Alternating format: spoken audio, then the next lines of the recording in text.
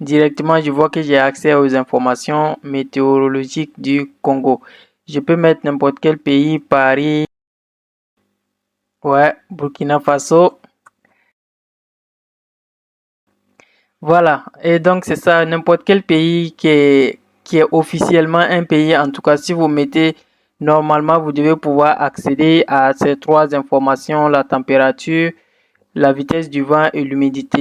Donc pour ça, j'ai créé un projet ici, un projet que j'ai nommé Weather Tuto tout simplement, et à l'intérieur j'ai créé un fichier HTML et un fichier CSS. Vous pouvez voir l'exécution du projet ici. Si j'écris quelque chose, actuellement, ça ne donne rien. Donc, parce que je n'ai pas ajouté du JavaScript. Donc, ce que je vais faire, c'est de créer le fichier JavaScript que je vais ajouter tout simplement .js. Je viens sur le HTML vous expliquer ce qui se passe là-bas pour qu'on soit sur la même longueur d'onde en fait. Donc, voilà, on a un div container. Et à l'intérieur du div, tout simplement, on a le div qui va contenir tout simplement notre formulaire que vous pouvez voir ici. C'est ce formulaire qui s'affiche avant qu'on ne clique sur un pays. Voilà, ce formulaire tout simplement. C'est la même chose qui est ici.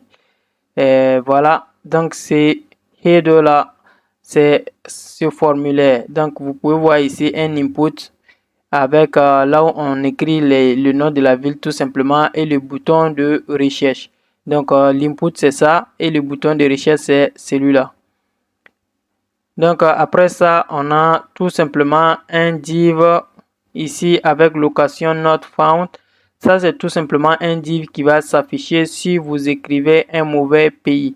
Si par exemple j'écris ici un pays qui n'existe pas, donc là, vous voyez que c'est un autre template qui s'affiche pour dire sorry, location not found.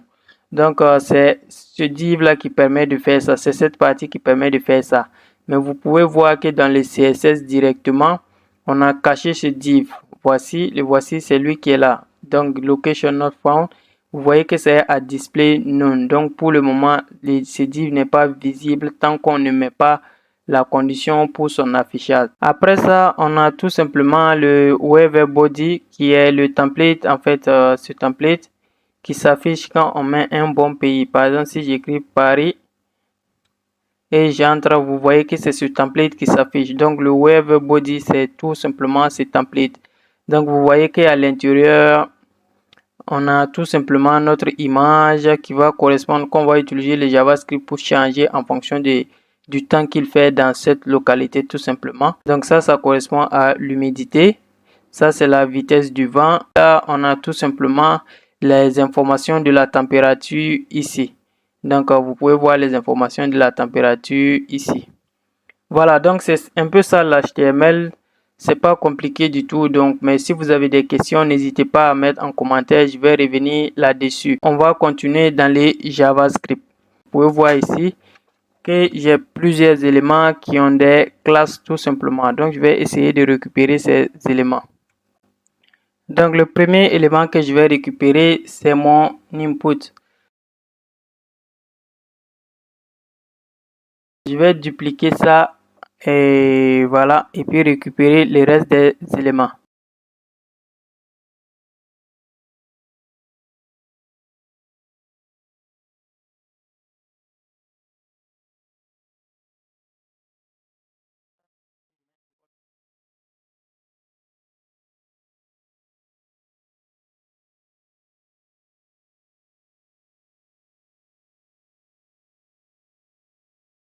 Donc, après avoir récupéré tous les éléments HTML, on va créer la fonction qui va tout simplement s'exécuter quand on clique sur le bouton de recherche des informations tout simplement.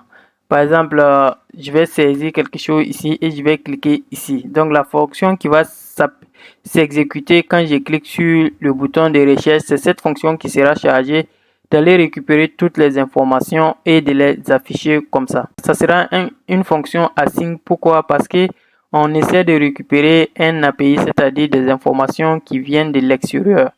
C'est-à-dire souvent on aura besoin de bloquer pour attendre ces informations avant de continuer l'exécution du reste du code.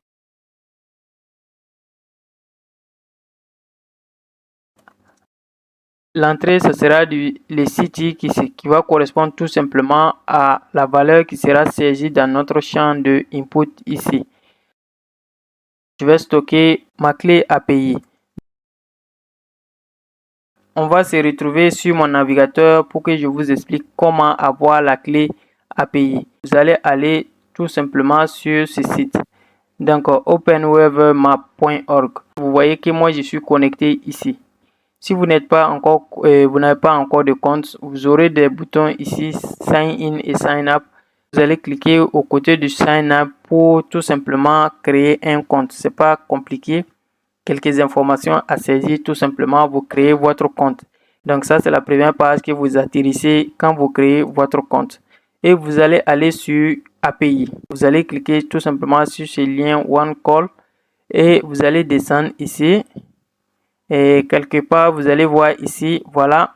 Nous, ce qu'on veut, c'est clé API tout simplement. Donc, vous allez cliquer sur côté clé API key et ça va vous renvoyer là où on peut générer des clés API. Donc, ici, vous mettez tout simplement le nom de votre clé API. Vous pouvez mettre n'importe quel nom. C'est le nom qui va s'afficher ici, tout simplement dans les tableaux. Donc, et puis, vous cliquez sur générer. Ça va vous créer une clé API et puis stocker dans ce tableau. Donc, vous faites comme ça et puis vous créez une clé et vous saisissez et vous copiez cette clé tout simplement et vous venez à ce niveau, vous allez coller la clé API. Après avoir collé ça, on va créer notre URL maintenant. On veut que la température, les informations que l'API va nous renvoyer change en fonction de l'entrée qui sera au niveau de la fonction ici. Donc pour ça, on va enlever au niveau du pays ici et on va mettre à la place du pays une variable. Aussi, si je veux, je peux laisser la clé API directement à l'intérieur de l'URL comme ça. Mais je peux également, comme j'ai déjà déclaré une variable avec la clé API, je vais tout simplement appeler cette variable à cette place aussi. Donc, ça veut dire que cette variable sera stockée ici et la ville sera en fonction de l'entrée de ma fonction. Donc, je vais déclarer une variable ici que je vais appeler web data. Et à l'intérieur de cette variable, je vais appeler mon API.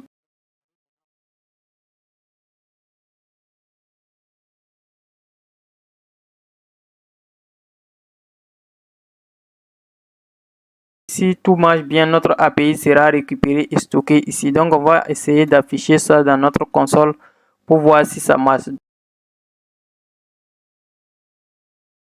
Le nom de mon bouton, c'est Cherche BTN qui est ici. Donc, je copie. Donc, j'aurai ici Cherche BTN point add event listener et au clic. Donc, clic, si se passe au clic, tout. Donc, c'est cette fonction qui va s'exécuter. Voilà, donc je viens maintenant, je réactualise et je dois aller dans la console pour voir le résultat. Donc, j'ai la console. Je vais ouvrir, voilà, la console ici. Vous voyez que mes données sont disponibles comme ça. Donc, c'est ces données-là qu'on va utiliser tout simplement pour faire notre application. Donc, j'ai plus besoin de ça. Je l'enlève. Si je saisis des chiffres ici, par exemple, ça affiche sorry location not found. Ça veut dire la localisation n'a pas été trouvée. Mais si ça correspond à un pays, genre Paris, ça affiche un autre template avec les informations de cette localité. Donc, ça, c'est tout simplement un if-else. Donc, si le if correspond à un pays, alors il faut faire ça. Sinon, si ça ne correspond à aucun pays, il faut afficher l'erreur tout simplement. If, voilà, je viens sur ce lien tout simplement, le lien où j'ai déjà saisi un pays ici. Si je viens et que je ne saisis pas de pays à la place de pays tout simplement, je saisis un faux pays. Je mets par et puis je mets des chiffres. Donc là, vous allez voir ici qu'il y a une variable tout simplement qui est code et sa valeur, ça correspond à 404. Maintenant, si je saisis un bon pays par exemple, si je saisis un bon pays, Paris. Donc Paris, Vous voyez ici que, bon, où est le code? Je vais mettre comme ça. Je vais vous montrer. Vous allez voir que la valeur du code, ça va changer. Voilà, voici la valeur du code ici. Et ça correspond ici à code qui correspond à 200 maintenant.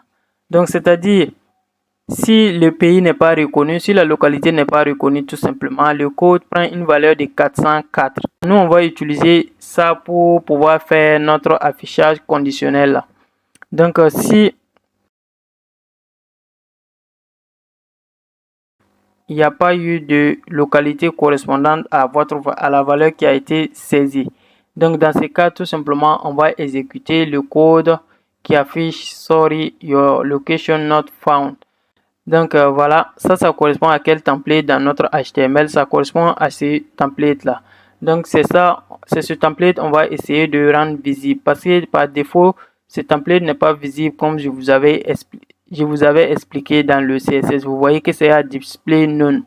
Donc, maintenant, on va lui mettre à display flex et puis cacher le template normal qui doit s'afficher. Donc, ça sera visible maintenant. Ici, je vais mettre tout simplement coller le web body tout simplement qui sera à display. Maintenant, ici, je mets none. Donc, lui, il sera pas visible en ce moment.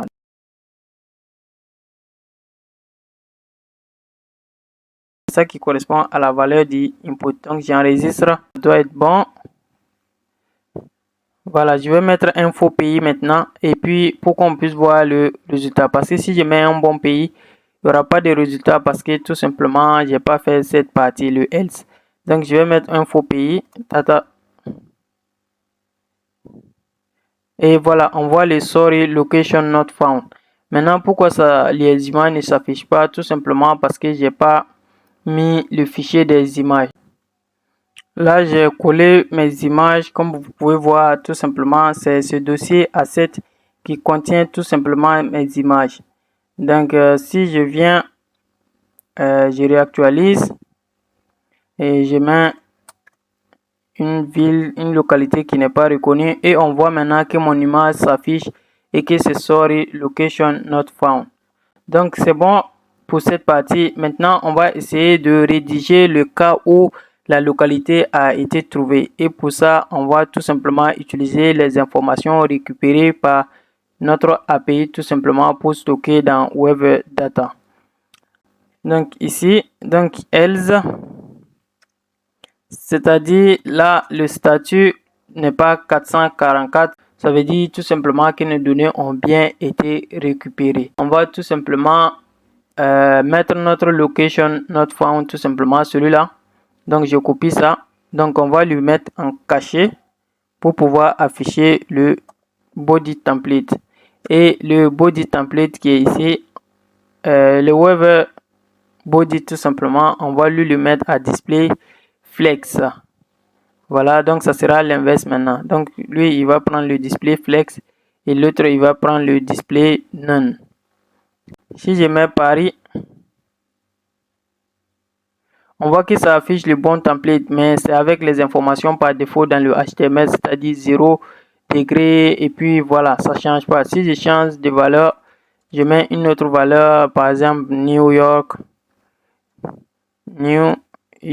par exemple, ça va afficher les mêmes valeurs toujours, ça ne change pas. Parce que je n'ai pas rédigé cette partie. Donc, on va essayer de faire cette partie maintenant. Premièrement, on va commencer par la température tout simplement. La température, donc je copie ça. Je viens ici. Je colle.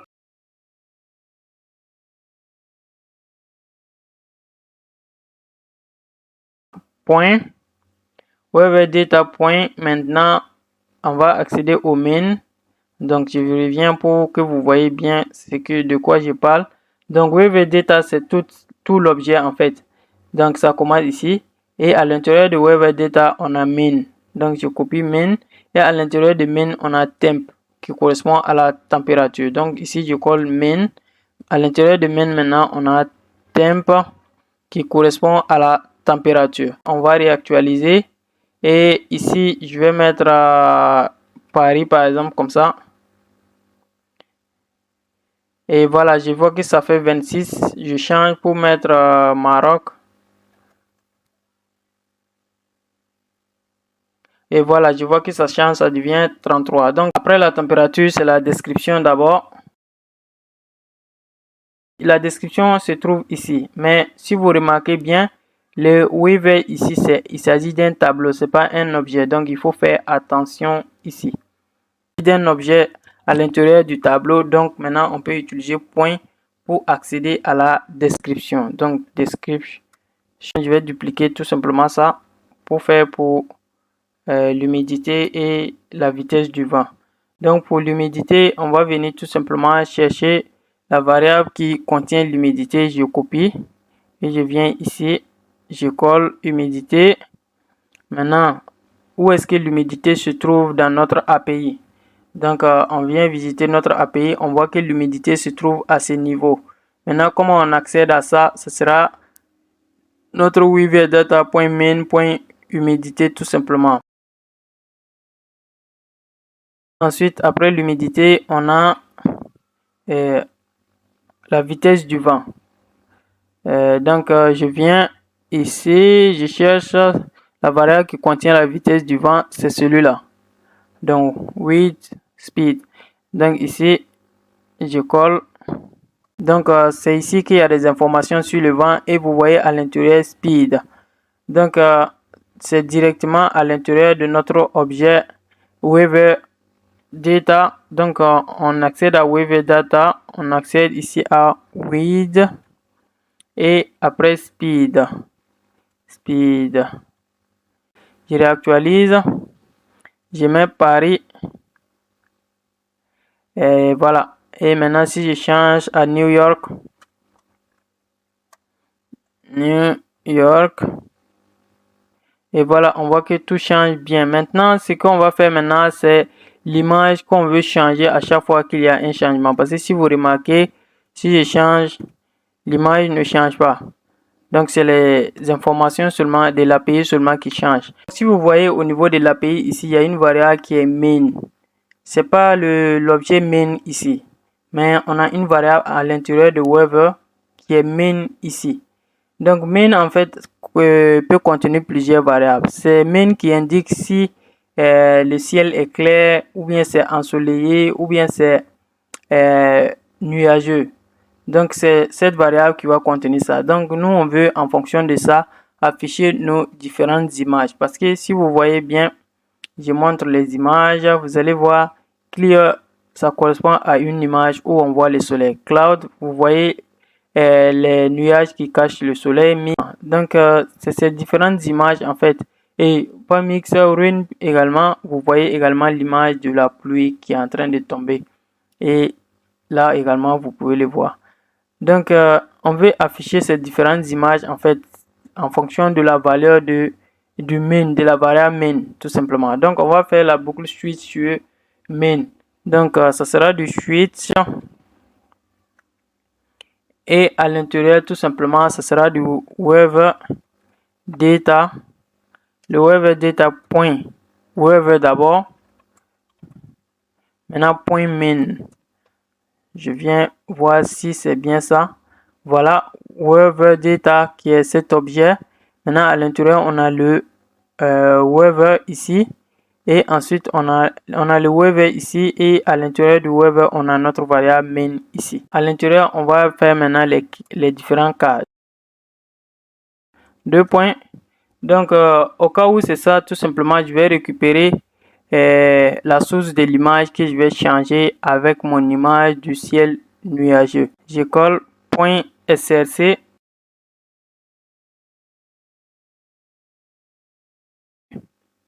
Voilà. Et maintenant, il faut break pour sortir de la boucle. Faut pas oublier ça. Burkina Faso.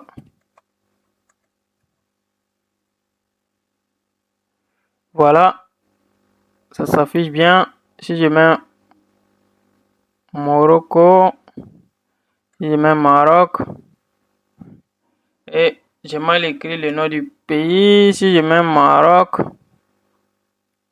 Voilà, ça s'affiche bien. Si je mets un pays bizarre comme ça, et je vois que ça m'affiche une erreur. Donc, ça sera tout pour cette vidéo. J'espère que vous avez aimé la vidéo. Si c'est le cas, n'hésitez pas à vous abonner à la chaîne et à partager massivement cette vidéo à vos amis, camarades de classe.